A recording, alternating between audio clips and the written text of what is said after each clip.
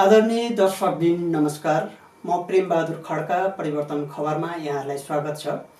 आज हामी देशको पछिल्ला घटनाक्रम, नेकपाको आन्तरिक विवाद र समसामयिक विषयवस्तुमा आधारित रहेर संवाद गर्नका लागि नेपाल कम्युनिस्ट पार्टी प्रदेश सम्पर्क कमिटी प्रदेश नम्बर 5 का संयोजक श्री थानेश्वर बस्याललाई अतिथिका रूपमा निम्त्याएका छौँ। यहाँलाई कार्यक्रममा स्वागत छ। धन्यवाद। तपाईहरुको पार्टी नेकपामा आन्तरिक विवाद चर्को छ भन्ने सुनिन्छ, के हो त यसको वास्तविकता? अब दुई ठुला कम्युनिस्ट आन्दोलनबाट खारिएर आएका पार्टी बीचमा एकीकरण भयो। भिन्न विचार, भिन्न दृष्टिकोण र भिन्न एउटा कार्यदिशा बोकेका पार्टीमा जुन नेपालको इतिहासमा, भनौँ विश्वकै इतिहासमा एउटा ऐतिहासिक कदम थियो त्यो एकताको। त्यो कदमभित्र वास्तवमा भन्ने हो भने कार्यगत रूपबाट पहिला चुनावमा कार्यगत एकता भयो, चुनावपछि गएर पार्टी एकीकरण गरियो। अब कतिपय मुद्दाहरू महाधिवेशन गरेर टुङ्ग्याउने भन्ने खालको दुई पार्टी बीचमा सहमति थियो। त्यो अनुसारले यो 2 वर्ष पार्टी अगाडि बढ्दै गयो। पार्टीको काँधमा मुख्य दुईवटा जिम्मेवारी रहेको छ। पहिलो सरकार सञ्चालनको जिम्मेवारी, दोस्रो पार्टीलाई एकीकरण गरेर त्यसलाई चाहिँ जनताका मनोभावना अनुसार सङ्गठन बनाउने र सरकारका काम कारबाहीलाई पनि त्यही दिशामा अगाडि बढाउने भन्ने खालका जुन एकीकरण गर्दाखेरिका मूल नीति थिए। त्यसमा कतै कतै केही न केही कमजोरीहरू देखा परे। त्यसकारण यो विशाल पार्टीमा भिन्न विचार, भिन्न दृष्टिकोण भएका पार्टी बीचमा जुन एकता भयो, त्यो एकता विचार सिद्धान्त अनुसार सम्पूर्ण कुराहरू मिलिसकेका थिएनन्। एउटा मूल लक्ष्य, मूल विचारलाई लिएर मात्र अगाडि बढियो। त्यसकामा रहेका बाँकी ताँकी कामहरूलाई सम्पन्न गर्नलाई ढिलाइ भएका, जस्तो पार्टी एकताका कामहरू पनि तलसम्म सम्पन्न हुन नसकिरहेका। सरकारले पनि यो अहिले अचानक कोरोना देखा पर्यो विश्वव्यापी रूपबाट। कोरोनाको महामारीको बावजुद पनि सरकारले जुन गतिमा आफ्ना नीति कार्यक्रम योजनाहरू पुर्याउनु पर्ने हो, त्यसमा कता कता केही कमी कमजोरी रहे। अब यसलाई चाहिँ नि पार्टीको काम र सरकारको कामलाई अझ बढी तीव्र गतिमा, अझ बढी जनताले अनुभूति गर्ने अगाडि बढाउने भन्ने कुरामा पार्टीभित्र चाहिँ कुरा उठे र त्यसमा थाई कमिटी बस्यो। थाई कमिटीले कार्यदल बनाएर जुन एकताको प्रस्ताव लिएर आयो र त्यो अनुसारले अहिले विवाद छैन, विवाद समाधान भइसकेको छ। त्यस्तो बीचमा ती कुराहरू देखिएका थिए, अहिले ती द्वन्द्वहरू साम्य भएर गएका छन्। अब ती जुन सहमति कार्यदलले गरेका जुन सहमतिका बुदाहरू छन्, त्यसलाई व्यवहारमा कसरी अगाडि बढाउने, छिटोभन्दा छिटो कसरी लैजाने, चाहे सरकारमा को कामको कुरा होस्, चाहे पार्टी कामका कुरा हुन्, चाहे जनताका समस्या सम्बोधन गर्ने कुरालाई छिटोभन्दा छिटो लैजाने कुरालाई मात्रै अहिले यो पार्टीभित्र एक किसिमको सुझाव भनौँ त्यो छ र पहिला जस्तो त्यस्तो विवाद अहिले छैन, त्यो समाधान भइसकेको छ। सरकार अहिले चाहिँ वास्तवमा सरकार पार्टीले चलाएको हो अथवा सरकारले पार्टी चलाएको हो भन्ने जनताहरूले बुझिराखेको अवस्था छ। किनभने हाम्रो प्रधानमन्त्रीले भनेको कुराहरू अध्यक्षले, हाम्रो नेपाल कम्युनिस्ट पार्टीको अध्यक्ष कमरेड प्रचण्ड, पुष्पकमल दाहाल प्रचण्डले नसुन्ने र हाम्रो अध्यक्षले चाहिँ प्रचण्डजीले भन्नुभएको कुरालाई चाहिँ हाम्रो प्रधानमन्त्रीले नसुन्ने कुराहरू बढी मात्रामा आउने गरेको छ। यसको कारण के हो त? यदि विवाद छैन भने, हजुरहरूको आन्तरिक विवाद होइन भने त्यसको कारण के होला त? अब त्यसमा मूल लक्ष्य के छ भने सरकार बनेको पार्टीकै मार्फत हो र पार्टीकोले सरकारलाई एउटा कार्यदिशा दिने, सुझाव दिने र सरकारलाई एउटा सही बाटोमा अगाडि बढो भनेर एउटा मार्गदर्शन दिने काम पार्टीले गर्छ र अझ कम्युनिस्ट पार्टीमा त्यो हुन्छ र सरकारले पनि पार्टीको भावना अनुसार बुझेर अगाडि बढ्नु त्यो कर्तव्य हो। तर यसमा के छ भने अब कतिपय कुरा पार्टी कामको मूल जिम्मेवारी कार्यकारी अध्यक्षको रूपमा आदरणीय प्रचण्ड कमरेडलाई जिम्मा लगाइएको छ। अब पार्टीभित्रका जति पनि समस्या छन्, जति पनि कामहरू छन्, त्यसलाई व्यवस्थित रूपबाट समाधान गर्दै पार्टीलाई एउटा सङ्गठनिक वैचारिक किसिमले अगाडि बढाउने मेन जिम्मेवारी प्रचण्ड कमरेडको हो। जस्तै सङ्गठन विभाग वामदेवलाई दिइएको छ, सङ्गठनलाई एकदम व्यापक जनस्तरसम्म पुर्याउने जिम्मा वामदेव कमरेडको। यता सरकारले पनि पार्टीको भावना र जनताको भावनालाई समेटेर अगाडि बढ्नुपर्ने कुरामा केही जुन समयको माग अनुसार, परिस्थिति अनुसार जुन गति लिनुपर्ने हो, त्यो गतिमा केही कमी देखिन्छ। त्यसमा बेला बेला प्रचण्ड कमरेड पार्टीका नेताहरूले बैठकद्वारा त्यसलाई चाहिँ नि बेला बेलामा जागरुक गर्ने काम पनि गर्नुभएको छ र केही कमी कमजोरी रह्यो होला नि। अब टोटल यो के हो भने प्रचण्ड पार्टीका कुरा ओली कमरेडले नसुन्ने र ओलीका कुरा प्रचण्ड कमरेडले नसुन्ने होइन। हरेक जति पनि क्रियाकलापहरू भइराखेका छन्, योभन्दा यो राम्रो गर्दा बेचर हुन्छ भनेर सुझाव दिने कुरा अर्कै हो। अब हाम्रो अहिलेको संविधानले प्रधानमन्त्रीलाई असीमित अधिकार दिएको छ। यो ब्रिटिस मोडालिटीको यो लोकतन्त्र भनौँ छ। त्यस कारणले उनले कतिपय कुराहरू जस्तै राजनीति नीतिका कुराहरू, मन्त्रीका कुराहरूदेखि लिएर कतिपय कुराहरू, ऐन कानुन बनाउने कुराहरू पार्टीलाई जानकारी अथवा प्रचण्डलाई जानकारी दिने काम भएको छ, तर नभएको होइन। तर चाहिँ नि जति जे पार्टीले भन्यो ती सबै कुरा 99-100% लागू भएका छन् भन्ने कुरा त छैन। तर अधिकांश कुराहरू लागू भएका छन्। अब बाहिर मिडियामा आए जस्तै गरी दुईटा अध्यक्ष बिचमा व्यापक विवाद छ, एकले अर्काको कुरा सुन्दैनन्, आफ्नो ढङ्गले चलेका छन्, त्यो होइन। अहिले भर्खर पनि मन्त्रीमण्डल पुनर्गठन भएको छ, केही खाली ठाउँमा मन्त्रीहरू राखिएको छ, त्यसमा पनि मोटामोटी पार्टीका अध्यक्षलाई जानकारी दियो। हुनसक्छ अब 3 जना मन्त्री गरेकोमा यो मन्त्रीभन्दा अर्को मान्छे राम्रो होला भनेर प्रचण्ड कमरेडले सुझाव दिनुभयो होला, अथवा त्यसमा एउटा ठाउँ छ, तर जानकारी नभएको होइन। मोटामोटी अब भनौँ न, अब 100% हुनेमा 95% चाहिँ पार्टीको सहमतिमा छ। अब तपाईँले भने जस्तै गरेर 2-4%मा चाहिँ अलिकति तलमाथि हुन्छ। अब यो पार्टी भनेको विशाल हो, धेरै नेता छन्, एउटा ठुलो विशाल एउटा समुद्र जस्तो बनेको छ। एउटै घर परिवारमा पनि श्रीमान श्रीमती बिचमा विभेद हुन्छन्, सानसाना विभेदहरू भइरहन्छन्, आइरहन्छन्, किनकि एउटा यो प्रक्रिया हो। यो सानोतिनो विवाद भन्दा पनि तपाईँहरूको पार्टी एउटा ठुलो पार्टीको रूपमा अहिले स्थापित भएको छ नेपालमा। तपाईँहरूको बहुमत प्राप्त सरकार पनि छ र तपाईँहरूको चाहिँ एजेन्डाहरू पनि राम्रा छन्, तर पनि तपाईँहरूले एउटै गुफाभित्र 2वटा सिंहलाई राखेर चाहिँ एउटा ठुलो विवादमा त पारिराख्नु भएको छ। कसरी सानो विवाद हो भनेर हजुरले भनिराख्नु भएको छ।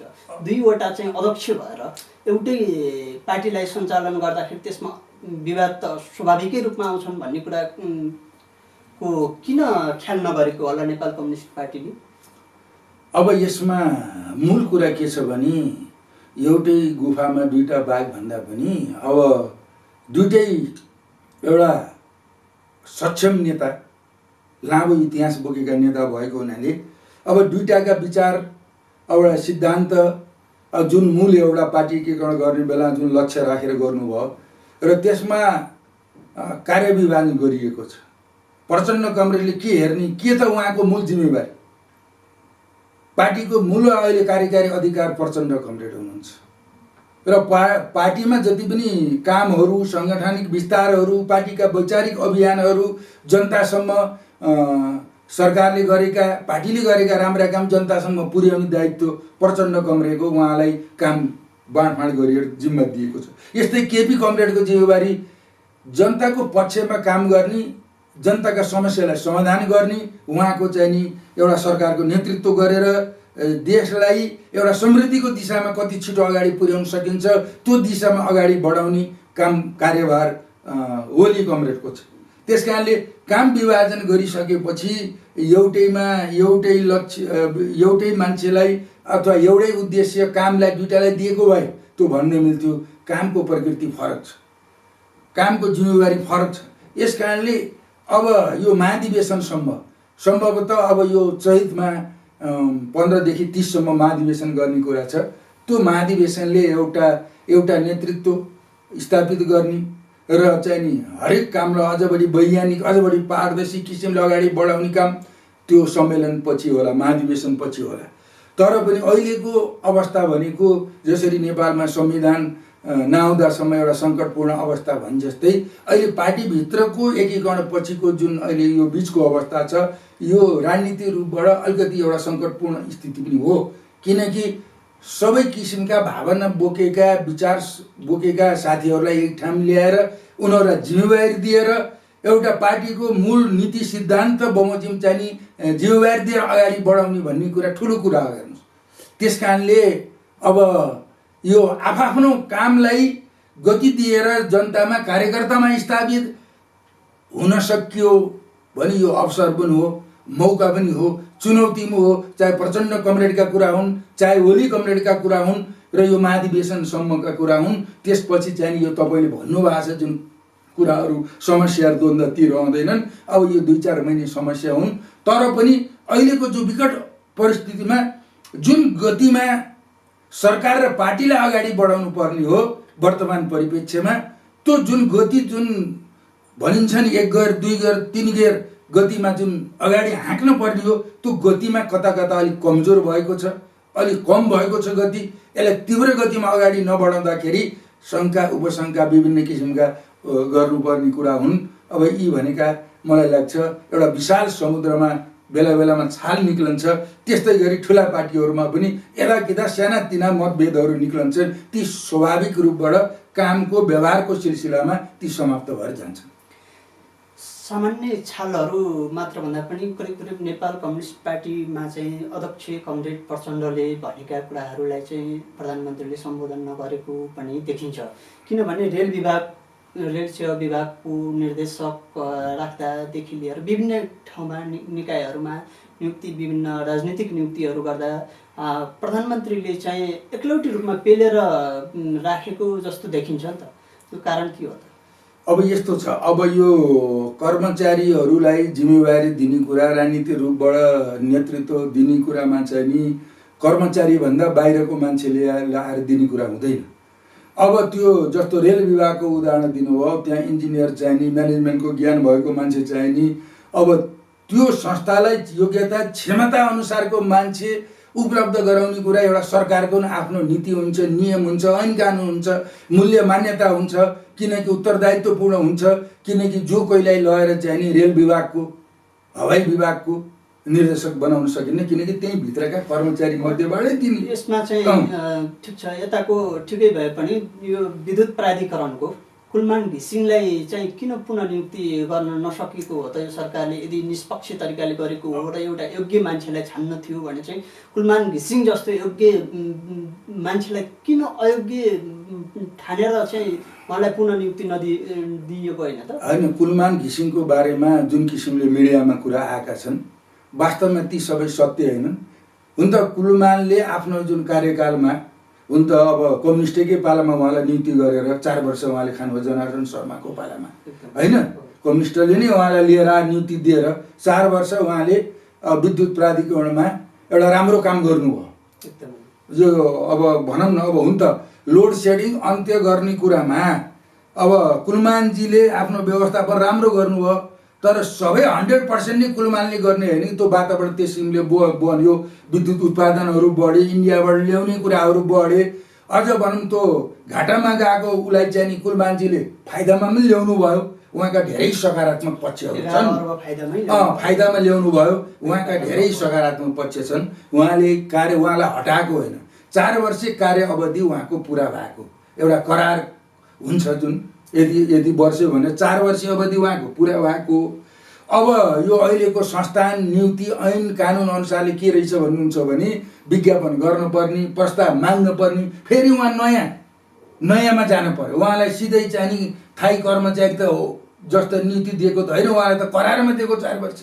अब विज्ञापन गरेर नयाँ प्रस्ताव लिएर आएर अरू पनि कम्पिटिसन गराएर इन्टरभ्यू लिएर अथवा एउटा प्रक्रिया पुर्याएर अनि गएर उहाँलाई पुनः नियुक्ति गर्ने सम्भावना पनि छ।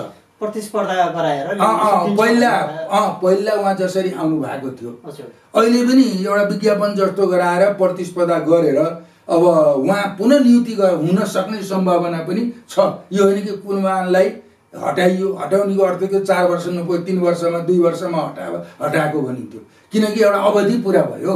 अवधि पुरा भइसकेपछि ऐन कानुनले के भन्छ भने नयाँ नियुक्ति गर्ने बेलामा एउटा प्रक्रिया पुर्याऊ भन्छ।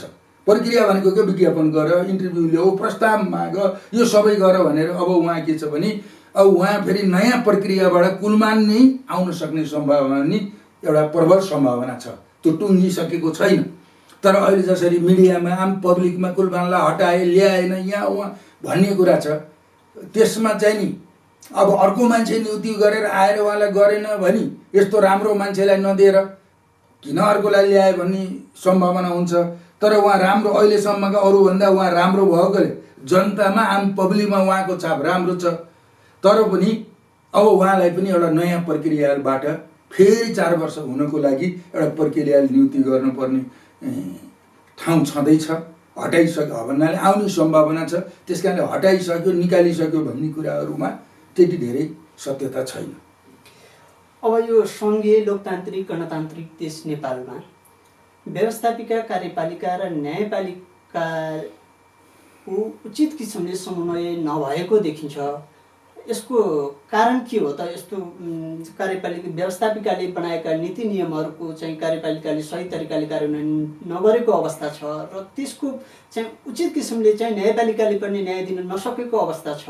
यस्तो अवस्थामा नेपाली जनताहरूले कसरी कानुनी शासनको प्रत्याभूति गर्न सक्लान् त?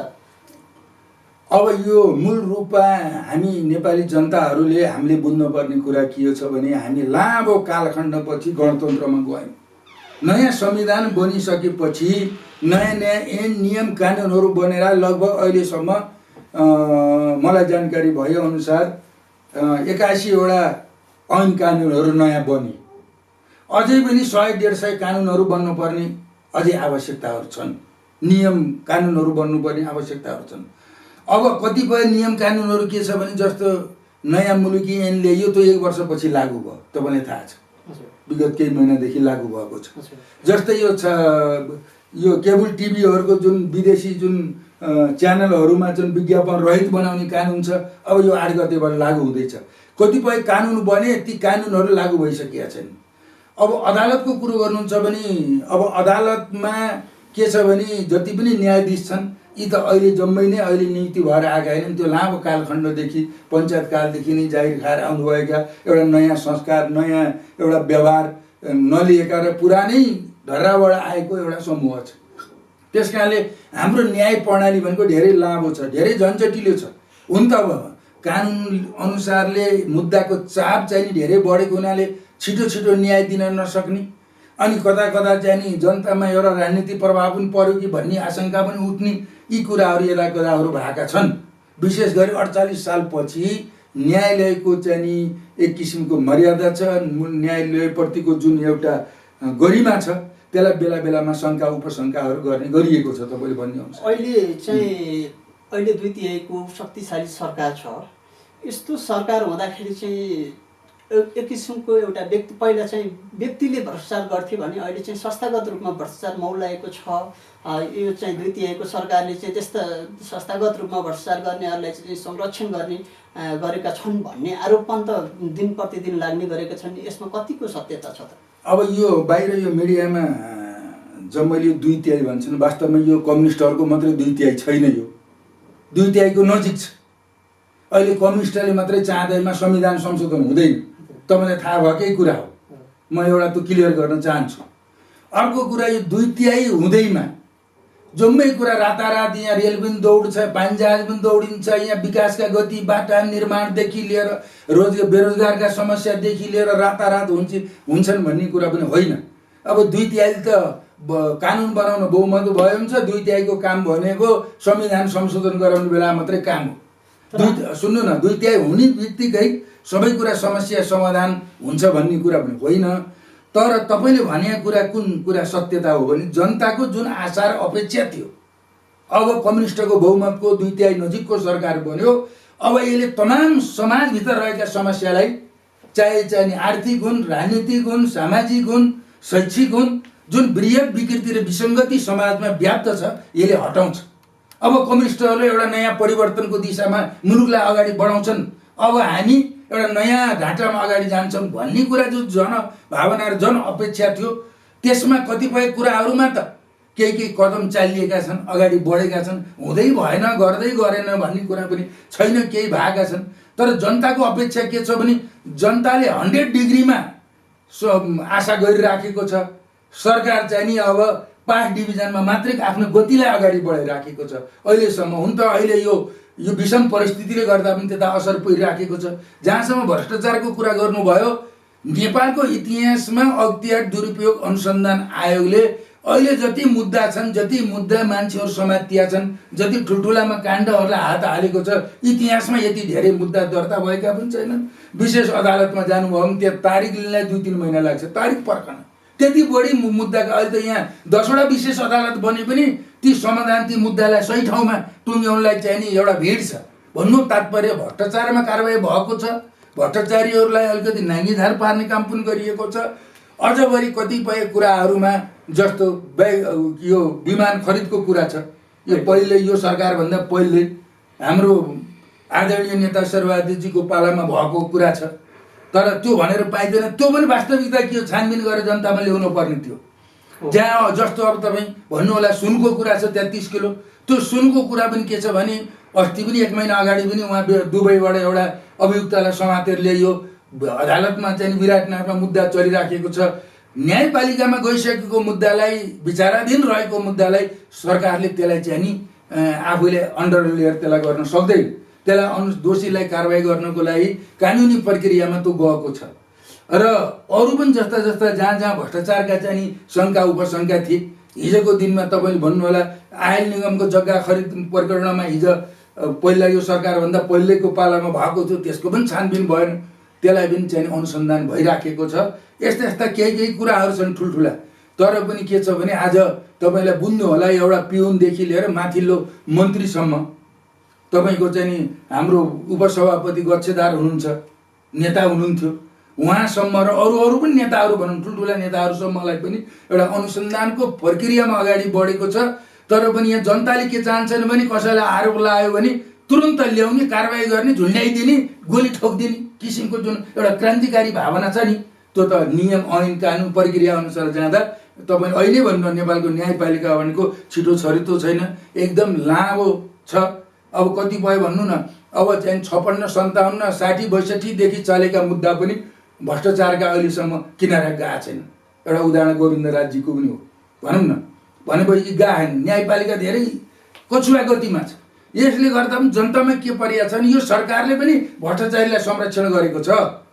तुरुन्त न्याय दिन पर्यो, दोषीलाई कारबाही गर्नु पर्यो।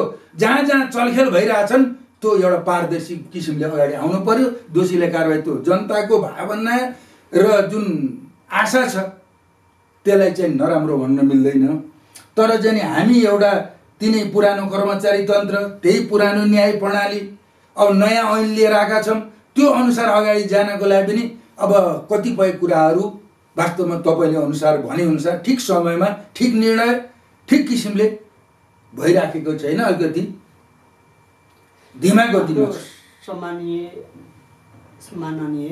प्रधानमन्त्रीले हजुर अहिले प्रधानमन्त्री जब हुनु भइसकेपछि उहाँले के प्रतिबद्धता जनाउनु भएको थियो भन्दाखेरि प्रत्येक नेपाली जनताको घर घरमा चाहिँ पाइपबाट चाहिँ ग्यासको व्यवस्था गर्नेछु, रेल ल्याउनेछु, रेलको विकास गर्नेछु, यहाँ चाहिँ शिक्षा, स्वास्थ्य, खानेपानी, विद्युत लगायतका विभिन्न सार्वजनिक सेवा प्रवाहहरूलाई छिटो छरितो तरिकाले जनता समक्ष चाहिँ पुर्याउनेछु भन्ने प्रतिबद्धता जनाउनु भयो। तर अन्तिममा चाहिँ अहिले चाहिँ एउटा जनकपुरमा चाहिँ 1930मा सन् 1930मा चन्द्र शमशेरले बनाएको रेलको लाई ल्याएर चाहिँ नयाँ नेपालमा चाहिँ नयाँ रेल आयो भनेर प्रचार गर्नु त्यो कतिको उपयुक्त? यस्तो छ हामीले बुझ्नुपर्ने कुरा के छ भने रेलको कुरा गर्नुभयो। भारतमा अङ्ग्रेजहरूको शासनमा पूर्व पश्चिम उत्तर दक्षिण रेल चलाइयो। त्यो 30 वर्ष लागेको थियो। कन्याकुमारी, कश्मीरदेखि कन्याकुमारीसम्म रेल लाइन जोड्नको लागि 30 वर्ष लागेको थियो।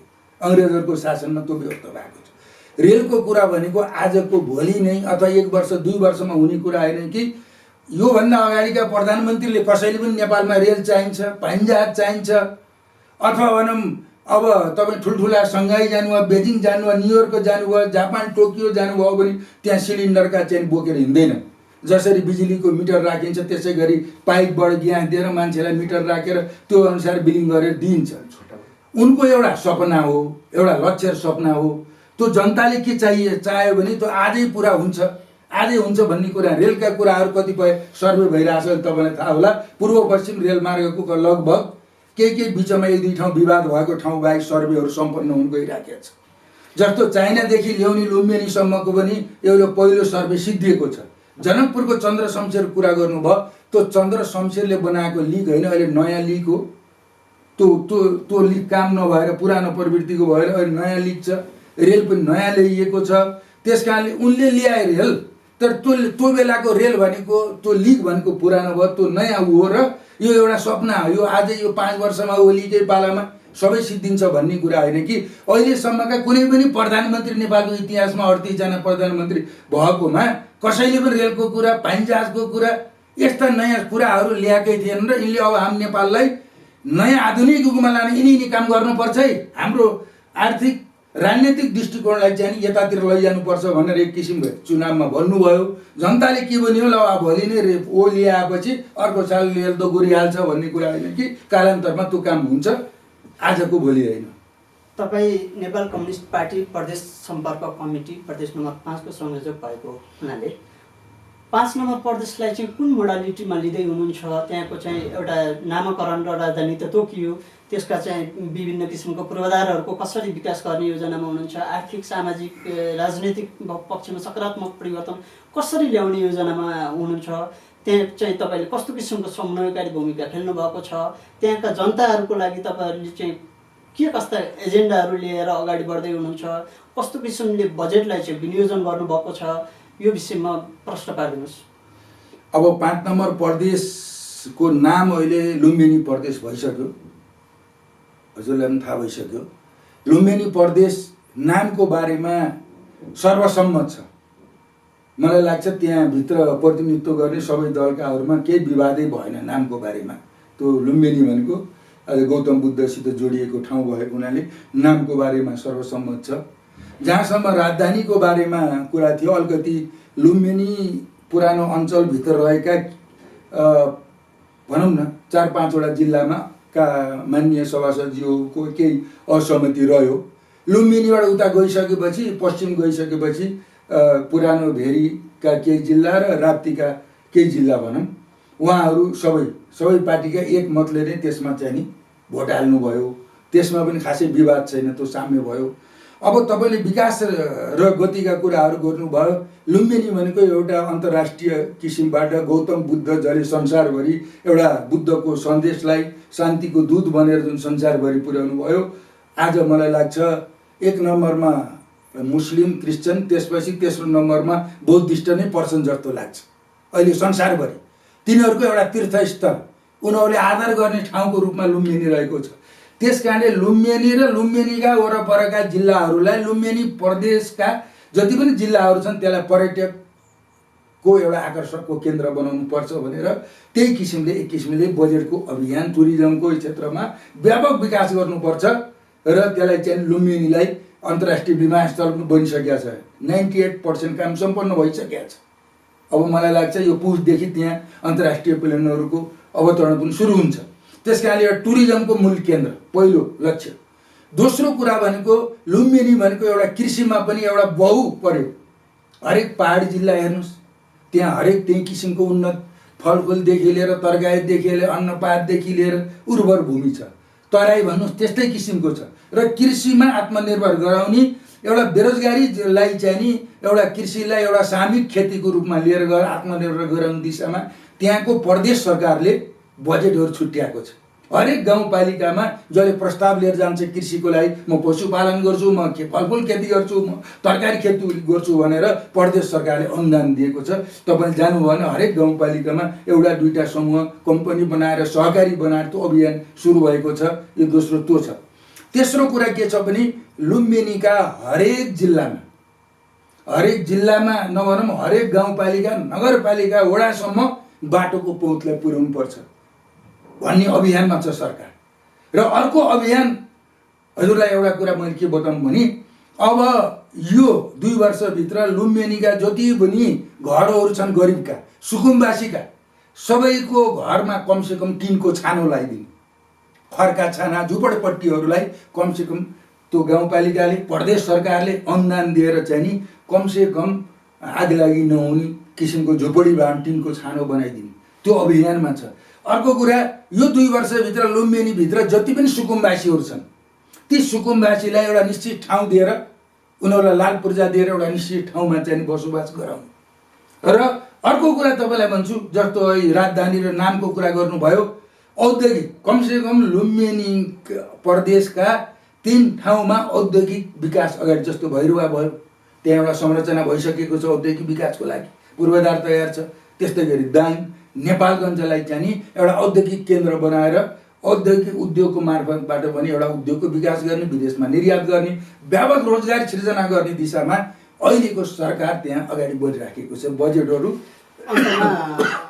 हजुरलाई यो अहिलेको कार्यपालिका यो मन्त्री परिषद भित्रका अब मन्त्रालयहरू विभिन्न मन्त्रालयहरूको समन्वय नभएको जस्तो देखियो। जस्तो कोभिड-19 जस्तो महामारीको समयमा चाहिँ स्वास्थ्य मन्त्रालयले पनि प्रभावकारी रूपमा यो आफ्ना कार्यक्रमहरूलाई अगाडि बढाउन सकेको छैन र यसैमा जस्तो त्यसपछि शिक्षा मन्त्रालय गृह मन्त्रालयसँग उसको पनि त्यति समन्वय नभएको हो कि या त शिक्षामा चाहिँ पहिले बुर्जुवा शिक्षा भनेर चाहिँ कम्युनिस्टहरूले भन्ने गरेको बुर्जुवा शिक्षालाई अहिले परिवर्तन गर्ने त एउटा स्वर्ण अवसर पनि त थियो। अहिले चाहिँ शैक्षिक सत्रलाई मात्र पछाडि धकेल्ने गरियो, विभिन्न किसिमका चाहिँ कोरोनाको यो बाहना देखाएर शिक्षा क्षेत्रलाई चाहिँ पेन्डुलुम मात्रै बनाइयो। यो समयमा त शिक्षा नीतिलाई परिवर्तन गरेर चाहिँ अब प्रभावकारी साँच्चै बुर्जुवा शिक्षा नभएर व्यावहारिक शिक्षाको रूपमा चाहिँ स्थापित गर्ने गरी चाहिँ गृह कार्य गरेर अहिलेसम्म त लागू गर्नु पर्ने हो नि, किन गरिएन? यतातिर ध्यान केन्द्रित नै देखिएन त के हो कारण? होइन, ध्यान केन्द्रित भएको छ। अब तपाईँलाई कति जानकारी छ, अहिले विद्यालय तहदेखि अहिले तलबाट 5 सम्म नयाँ पाठ्यक्रम लागू गर्ने दिशामा गएको छ। माथि 11 देखि अहिले फेरि नयाँ पाठ्यक्रम सुरु भएको छ। यस्तै गरी ब्याचलरमा पनि पहिलो वर्षमा नयाँ पाठ्यक्रम परिमार्जित गरेर अगाडि बढिराखेको छ।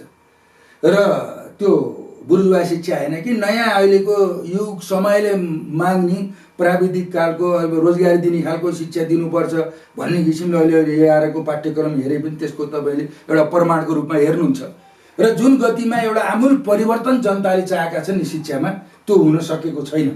तपाईँले भनेको कुरा सही हो र केही परिवर्तन भएका छन्, नहुँदै भएको होइन। हिजो जे थियो आज त्यही छ भन्ने कुरा जुन जनतामा छ त्यो गलत हो। कति % भयो भन्ने कुरा बरु त्यो हिसाब किताब गरेर निकालौँला, तर त हुँदै भएन, केही पनि भएको छैन भन्ने कुरा यो गलत हो। केही भएको छ, कदमहरू अगाडि बढेका छन्। र अर्को कुरा के छ भन्नुहुन्छ, नयाँ विश्वविद्यालय पनि खोलिराखेका छन् र जहाँ मन्त्रालय बिचको जुन समन्वय कुरा छन् त्यसमा के अभाव छ तपाईँले भनेको म के मान्छु।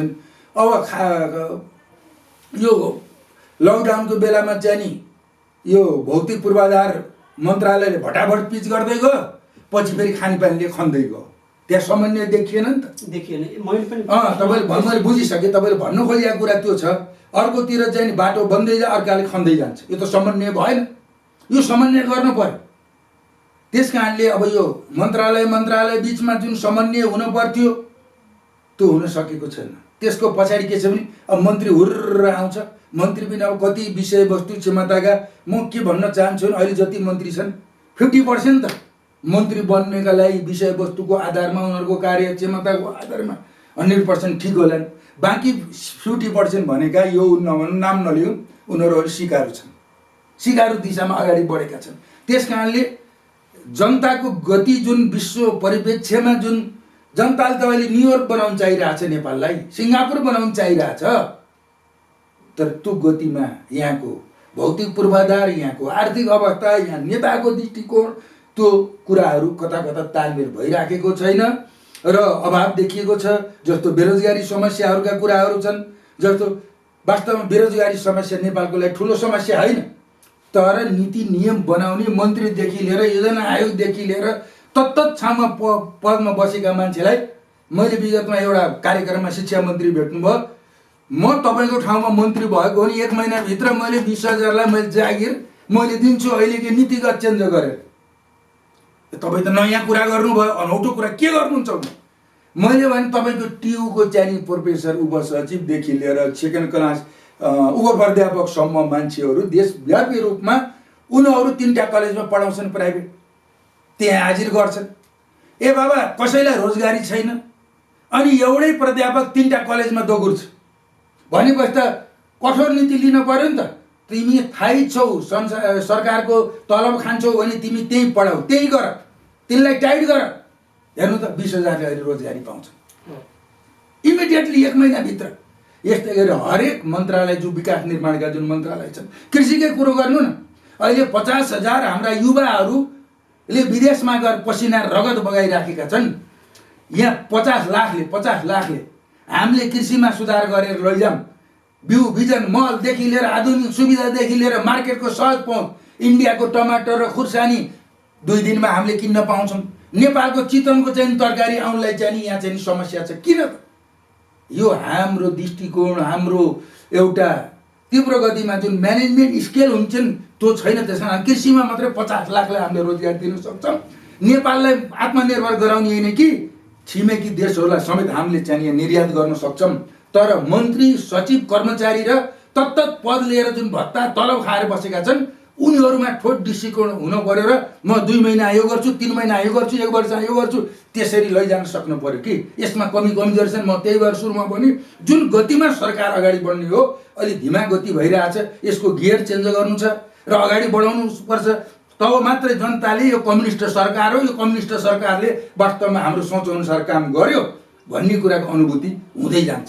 अब अन्तमा हजुरले चाहिँ मैले प्रश्न गर्न छुटाएका र हजुरलाई भन्न मन लागेका एउटा परिवर्तन खबरबाट चाहिँ के कुराहरू सन्देश जाओस् भन्ने चाहनुहुन्छ भने हजुरले भन्न सक्नुहुन्छ। म सर्वप्रथम यो परिवर्तन खबरलाई म धन्यवाद दिन चाहन्छु। मलाई समय दिनुभयो, बोल्ने मौका दिनुभयो, धन्यवाद दिन चाहन्छु। र वास्तवमा यो परिवर्तन खबरले यो समाजको योमा रहेका कमी कमजोरी विकृतिहरू अगाडि लिएर आएर यसको परिवर्तन भन्ने बित्तिकै यो सुधारको पक्षमा यसले आवाज उठाउनु, यसले जनतालाई चाहिँ निसम्म पुर्याउनु, राम्रा पक्ष के हुन्। अब यहाँ मैले के दिएछु नि, एक खाले सञ्चार माध्यमले सरकारले राम्रै गर्यो भन्छ, अर्को खाले सञ्चार माध्यमले जम्मै नराम्रो गर्यो भन्छ। त्यो कुरो होइन। राम्रा नराम्रा दुटै पक्षलाई समेटेर तपाईँहरूको यो लोकप्रिय जुन मिडिया छ परिवर्तन, यसको माध्यमबाट वास्तवमा हो गरेका कुरा राम्रा। जस्तो तपाईँलाई मैले बताऊँ, हिजो मात्रै एउटा उदाहरण म दिन्छु। हिजो 2-4 जना सांसदहरूले दसैँ भत्ता फिर्ता गर्नुभयो, त्यो मिडियाले हाइलाइट लिए।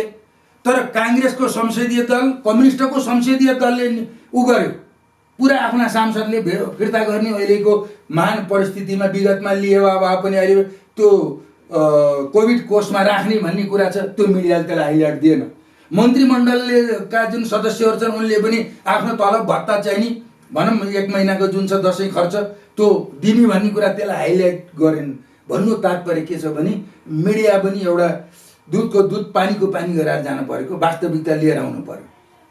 अब के छ, 4-5 वटा 2-3 जना काङ्ग्रेसका, 2-3 जना कम्युनिस्टका का सांसदले मात्रै फिर्ता गरे, अरू त खन्चुवा रहेछन् भन्ने असर त जनतामा पार्न भएन नि त, पब्लिक त बुन्। त्यस कारणले सही कुरालाई, तथ्य कुरालाई अगाडि ल्याउनु पर्यो र त्यसलाई जनतालाई सुसूचित गराउनु पर्यो। परिवर्तन यो हुनु पर्थ्यो, यो सरकारले गर्न सकेन, यो गरे राम्रो हुन्छ भन्ने दिशामा लैजानु पर्यो। किन सरकार भनेको आज 5 वर्षै हो, अब 2-2.5 वर्ष बितिसक्यो, अब 2-2.5 वर्ष होला। तर पनि जनता भनेका सधैँ पहिलो त सरकारै हो, जनता हो सरकार। गणतन्त्र लोकतान्त्रिक प्रणालीमा सरकार भनेको जनता हो। अब घुसको कुरा छ, त्यही जनताहरू घुस दिन जान्छ। जनताले दिएन भने त कसले घुस खान सक्छ? त्यस कारणले यी विकृति भण्डाफोर गर्नुपर्छ, सुधार गर्नुपर्छ। किन यो मुलुक बनाइदिन न अमेरिका आउँछ न चाइना आउँछ, बनाउने हामी नेपालीले नै हो। त्यस कारणले हरेक जनता सचेत हुनु पर्यो, खबरदारी गर्नु पर्यो र तपाईँहरूको मिडियाले पनि खबरदारी गर्नु पर्यो, गर्नुभएको छ।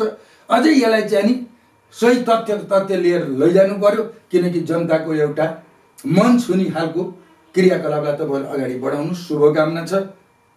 तपाईँको अमूल्य समय र अमूल्य कुराहरू राखिदिनु भयो, समयको व्यवस्थापन गरेर एकदम व्यस्त हुँदै पनि परिवर्तन खबरको लागि समय दिएर हाम्रो यहाँ आइदिनु भयो। तपाईँलाई धेरै धेरै धन्यवाद। धन्यवाद जनताको आवाज। दर्शकबिन, आज हामी देशको पछिल्ला घटनाक्रम, नेकपाको आन्तरिक विवाद र समसामयिक विषयवस्तुमा आधारित रहेर संवाद गरेका थियौँ नेपाल कम्युनिस्ट पार्टी प्रदेश कमिटीका संयोजक श्री थानेश्वर बस्याल।